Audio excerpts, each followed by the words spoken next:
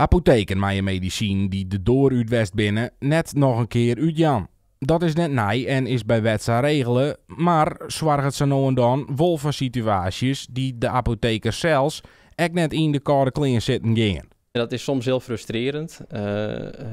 Zeker inderdaad als er medicatie teruggebracht wordt die niet goed leverbaar is en waarvan je weet dat er patiënten zitten te wachten op dat middel. Maar we moeten wel echt die kwaliteit kunnen garanderen.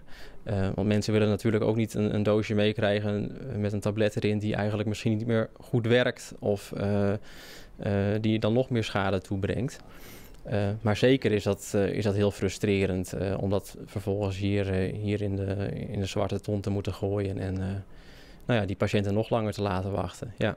Want een heel aantal medicijn binnen de laatste jaren steeds lastiger te krijgen. Zo vernemen ze ook bij apotheek de Dorpsakker in de Westereen. Het wordt echt een probleem als er ook weinig goede alternatieven voor zijn. Dat zie je nu bijvoorbeeld bij vitamine B12-injecties. Die worden hier in de regio veel gebruikt. En die zijn al een hele tijd moeilijk leverbaar. Dus het is voor ons wel echt in toenemende mate continu een puzzel waar we hiermee bezig zijn. En een groot deel van de dag ook mee bezig zijn om alternatieven voor mensen te vinden. En meestal lukt dat gelukkig, maar het wordt wel steeds moeilijker. Dwarsem omgaan met medicatie wordt dus echt heel iets wichtiger. Hergebruik is op dit stadium nog net mogelijk, dus moet er aan de vakkant wat gebeuren. Dus we proberen vooral op het stukje voorlichting van de patiënt daarop in te spelen.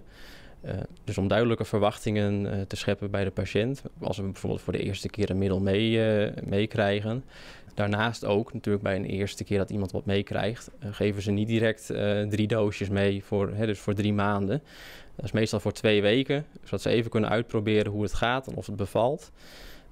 En mocht het niet bevallen, dat het dan ook dat er zo min mogelijk medicatie verloren gaat eigenlijk.